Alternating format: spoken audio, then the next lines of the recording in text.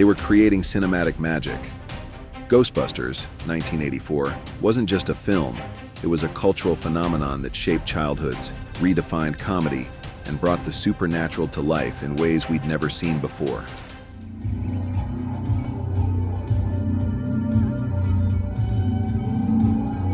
With proton packs, wit, and charm, the cast became legends overnight.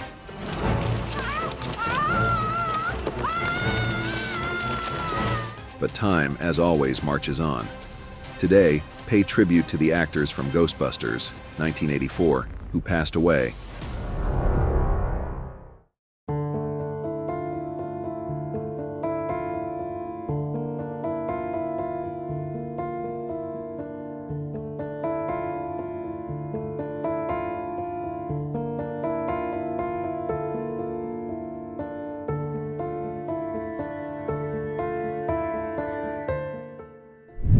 What if the man behind a brief scene in Ghostbusters had a voice that shook theater walls and a presence that left Broadway breathless?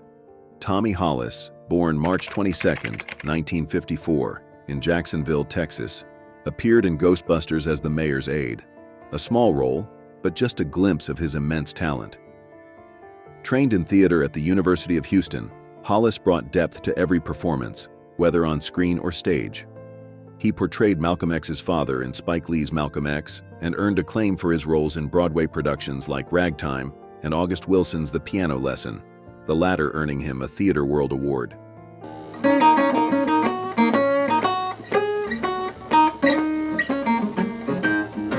Hollis passed away on September 9, 2001, in his New York City apartment, reportedly from a heart attack. Though his role in Ghostbusters was brief, his legacy in theater and film resonates, reminding us that even the most fleeting appearances can leave a lasting impact.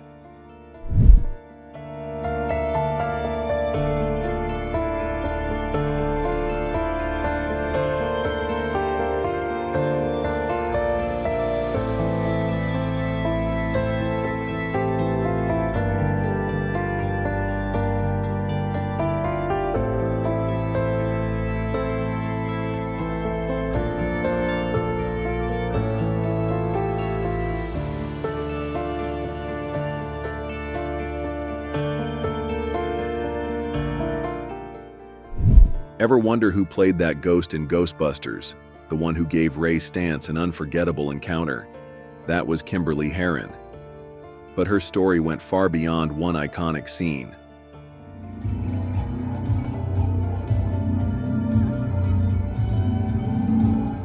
Born on October 2, 1957, in Santa Barbara, California, Kimberly was more than just a stunning presence.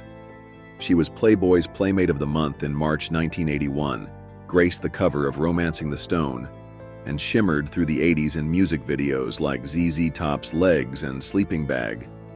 In Ghostbusters, she played the dreamlike spirit who drifts above Dan Aykroyd, mysterious, sultry, unforgettable.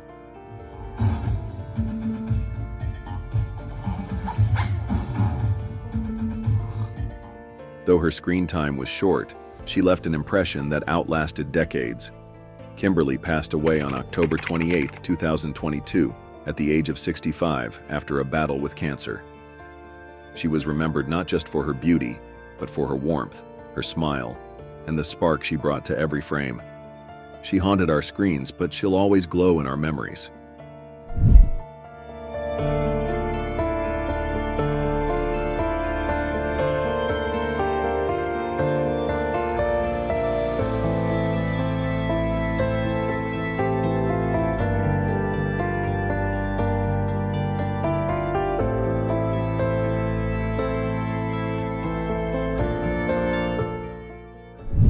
What if the funniest guy in the room was also the smartest?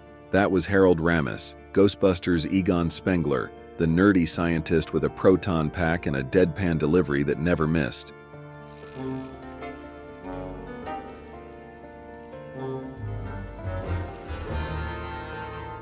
But behind those thick glasses was a genius of comedy. Born November 21, 1944 in Chicago, Ramis wasn't just a star.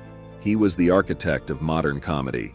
He co-wrote Ghostbusters, Stripes, and Animal House, and directed classics like Caddyshack and Groundhog Day. On set, Ramis was the glue, the calm in the chaos. Off-screen, he shaped a generation of laughs with sharp writing and a warm spirit. He passed away on February 24, 2014, at 69, after battling autoimmune inflammatory vasculitis. His death hit Hollywood hard, but the impact he left? Timeless. Whether he was busting ghosts or breaking ground in comedy, Harold Ramis didn't just write punchlines, he wrote legacy.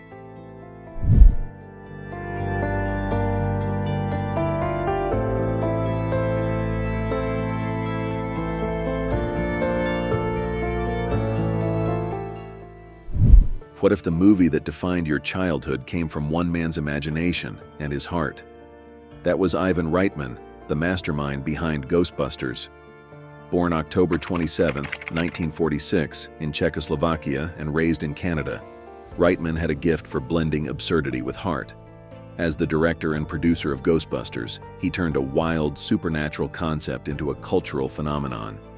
But that was just part of his legacy.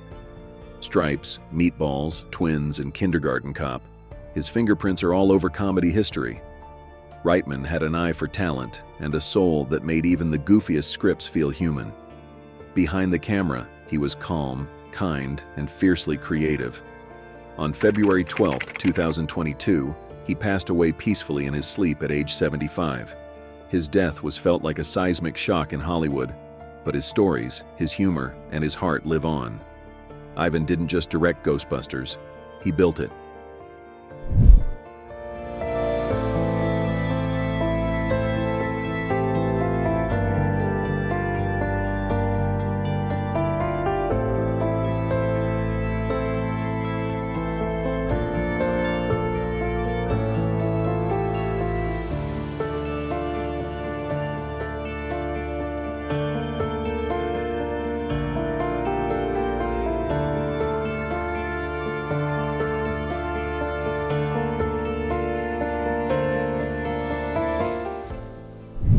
Who do you call when ghosts invade New York City?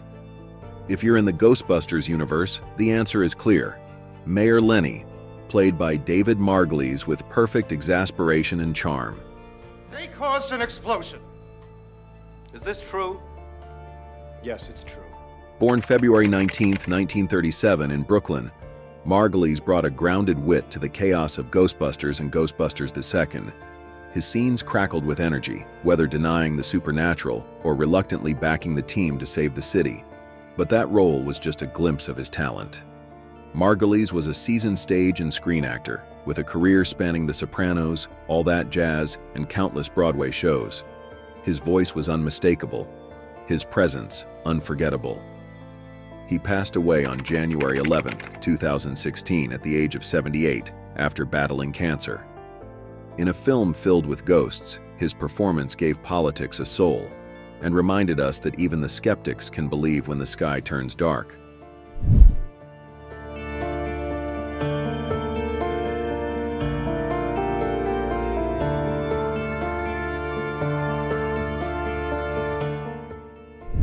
You might have missed him in Ghostbusters, just a quick cameo as himself on the radio, but you've definitely heard Casey Kasem before. His voice wasn't just familiar, it was iconic. Born April 27, 1932 in Detroit, Kasem became a legend of the airwaves, hosting American Top 40 for decades and shaping the soundscape of American music culture. But to millions of kids, he was something more, the voice of Shaggy and Scooby-Doo. You buzzed? No, Shaggy. Go back to sleep. Sleep nothing. I'm fixing me a super Shaggy sandwich. And Robin in the classic Super Friends cartoons.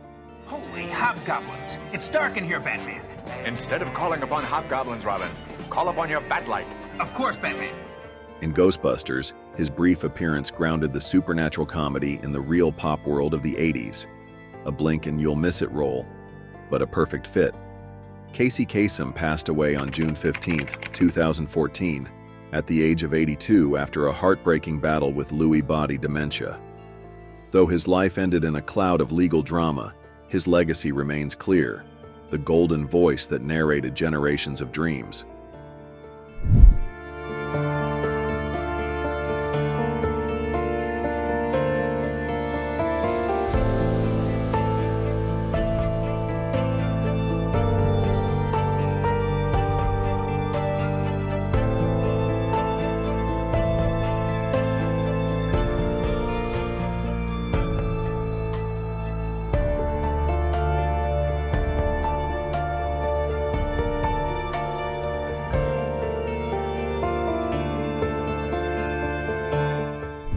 It all started in the stacks.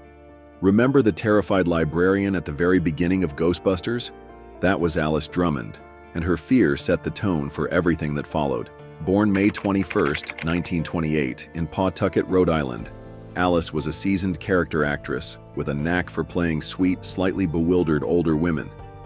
She lit up the screen in Awakenings, To Wong Fu, and Ace Ventura, always stealing scenes with subtle charm. But it was her role as Alice the librarian, shuffling through ancient books before getting the fright of her life, that fans never forgot.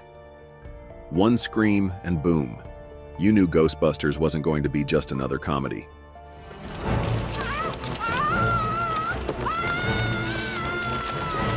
Drummond passed away on November 30th, 2016, at the age of 88. Though often cast in small roles, her presence was mighty. She didn't need long to leave a mark, just one ghostly moment in the basement of the New York Public Library.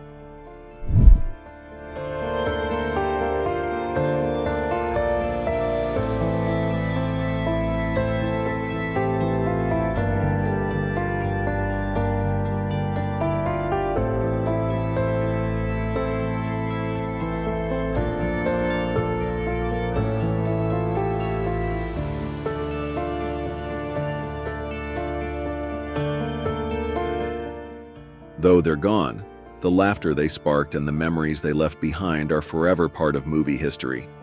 These actors were more than entertainers. They were icons who captured the spirit of an era and gave us something timeless. As the theme song echoes in our minds and the Ecto-1 roars through our memories, we can't help but feel their presence still with us. Which performance stuck with you the most? Let us know in the comments and help us honor these unforgettable stars. If this trip down memory lane touched you, be sure to like and subscribe, because we've got more stories waiting to be told. For now, we remember, we cherish, and we say thank you. Until next time, keep the memory alive and don't forget, busting still makes us feel good.